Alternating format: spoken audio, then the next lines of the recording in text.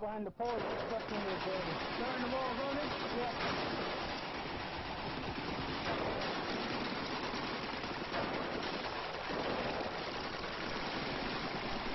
They brought in the first body.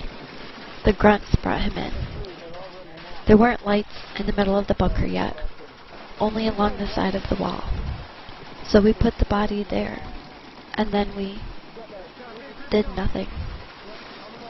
Although we had been trained, we didn't know what to do next. We were taught, but we didn't know.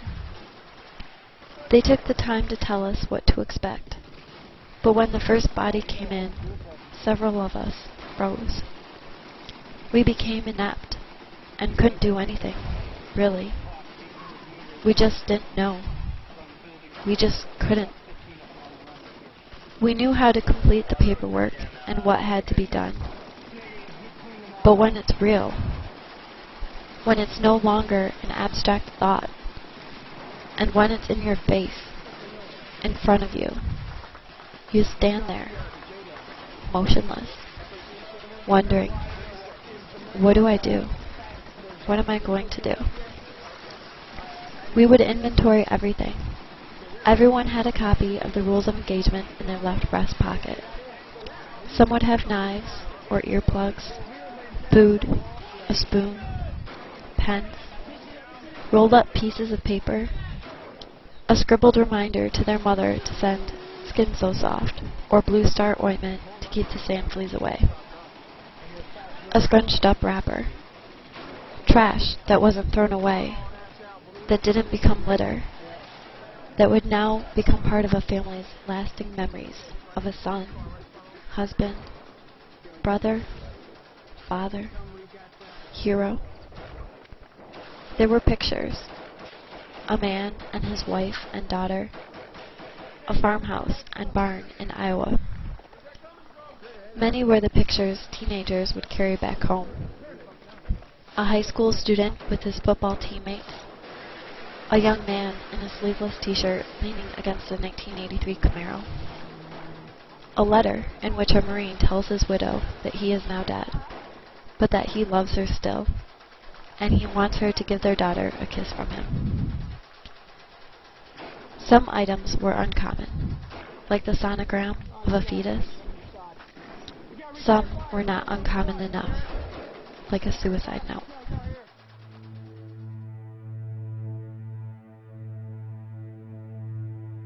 Before we left Camp TQ, we were told to see a counselor, but there was no attempt to communicate with us in a therapeutic way, or to encourage us to talk to each other. The counselor didn't tell us that what we saw and did in Iraq we'd never forget. He didn't say that the images would keep us awake all night in a sweat, or that we'd never fully rid ourselves of the smell of death, or that we wouldn't be able to eat, or leave our parents' house, or our own apartment for months, or that we'd shoot at neighborhood kids from our windows, or pop 60 pills a day, or wander the streets of our hometown in a stupor. The counselor didn't tell us that whole spheres of our lives and basic aspects of ourselves were gone, obliterated. That friends and family members and spouses, good memories, sleep, fun, food, and clarity would all have to be shaded black. He didn't tell us that for several of us, our former lives would be shaded black. The counselor didn't say that for a couple of us, hope would be shaded black.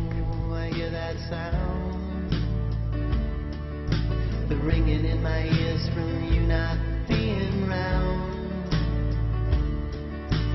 Oh, I hear that noise. If I got another chance, maybe I would make a different choice. I'm not sure where it goes from here. I've never felt this way. Can't go back to reality.